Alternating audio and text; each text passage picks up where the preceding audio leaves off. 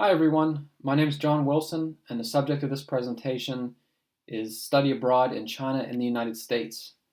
In the following 10 minutes I'm going to analyze the relationship between the two countries and discuss how they affect both Chinese and American students.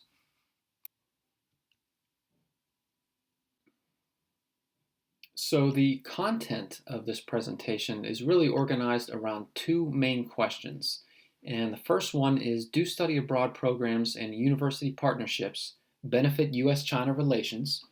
And the second one is, how would U.S. students pursue such opportunities if that was interesting to them?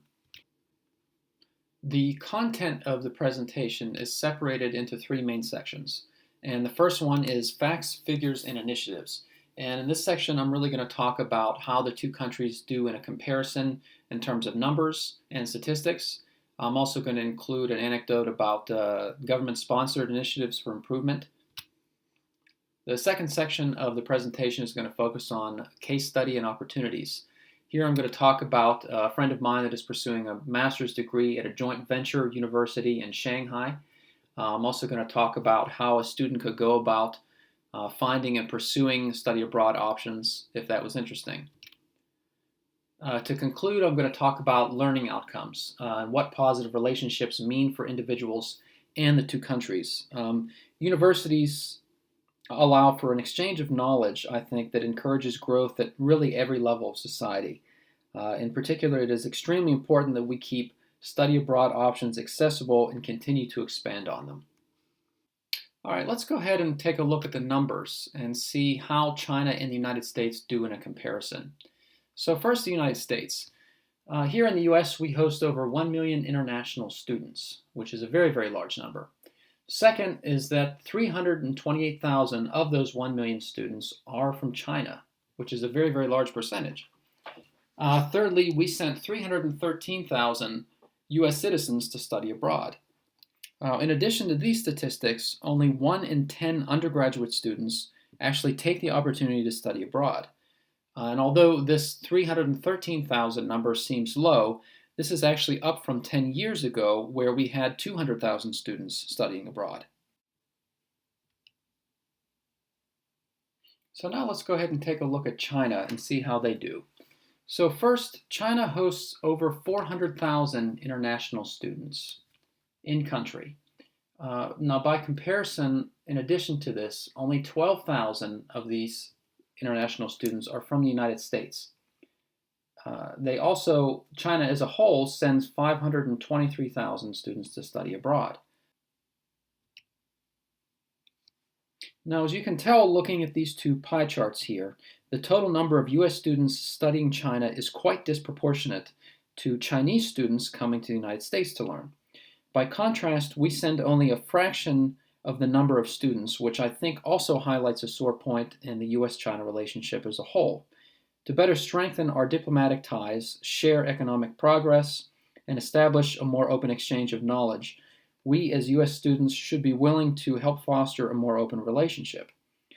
Now, of course, government initiatives can and do play a big role in this, as can education institutions themselves, and that's the subject of the next thing I'm going to cover.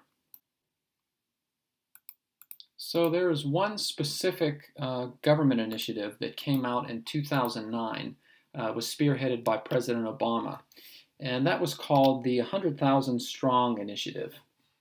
The goal of this program was really to get 100,000 US students to study abroad in China. According to the organization that has now turned into a nonprofit, they reached their goal in 2014. So this is definitely very promising for US-China relations. Okay, now that we have a better idea of what study abroad looks like in the two countries, let's move to a case study that I have of a friend of mine doing a master's program in China right now. So XJTLU is a joint venture university, and it's a partnership between the University of Liverpool in the UK and the local Shengjiaotong University in China. Now, these types of universities are becoming more and more popular as Western students desire to gain access to the growing Chinese market of students. Universities like XJTLU are valuable to both local Chinese students and U.S. students alike due to their desire to combine Western and Chinese values. This joint venture university in particular is only 10 years old and already boasts 10,000 students. Something else that's interesting that will be for several people, I'm sure, is that all of their programs are also taught in English. The university also focuses degrees primarily in the areas of technology, engineering, science, architecture, and business. Now, to speak more generally about how students benefit from studying outside of their home country, in 2015, Foreign Policy did a survey of 343 American students who studied in China. According to the survey, over 78% of the respondents and the students said that living in China gave them a, quote, more positive view of the country. And herein lies one of the many benefits that studying abroad offers: the ability to become mindful of our own ethnocentrism. The impact of these insights cannot be overstated, and in all likelihood will remain with us for the rest of our lives. My friend Andy is in his first semester at XJTLU and is enrolled in a master's program in industrial design. His scenario I thought was a particularly relevant one, since his moving to China is the first time he has lived outside of Pittsburgh, and he is facing all the challenges that new study abroad students would also face.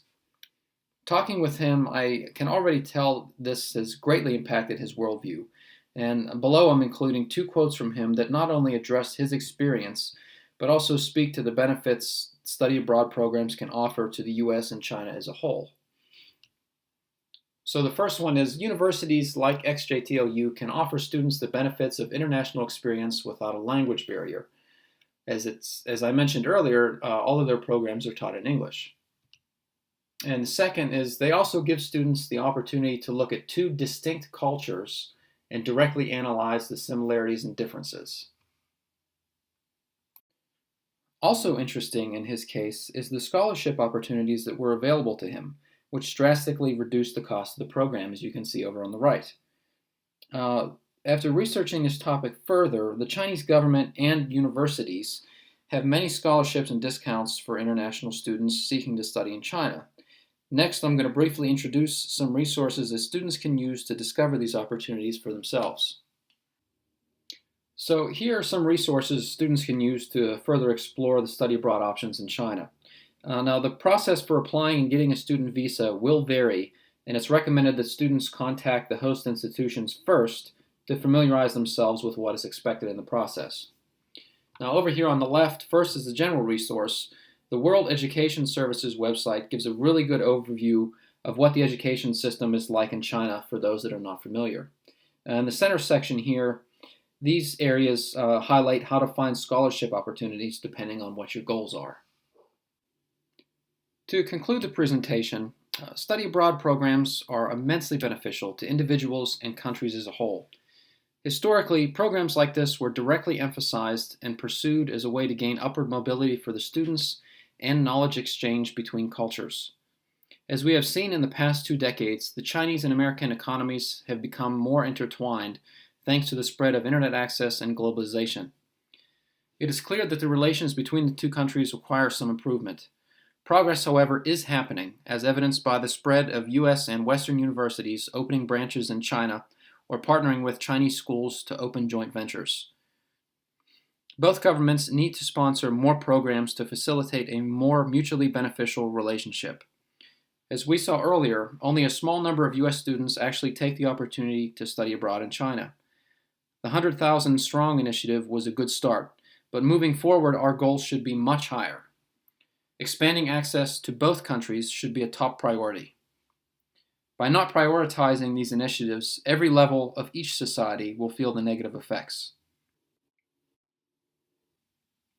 In addition to economic and cultural benefits, perhaps even more importantly, study abroad programs also have moral implications. By enabling cross-cultural dialogue in an education setting, this allows for us to move collectively toward a more encompassing value system, able to see issues from multiple perspectives. I hope you found the content discussed here in the past 10 minutes engaging, and I would encourage you to get involved with the effort in a way that is meaningful to you. Many serendipitous moments are likely to unfold which you might not have been able to anticipate. Thanks for watching.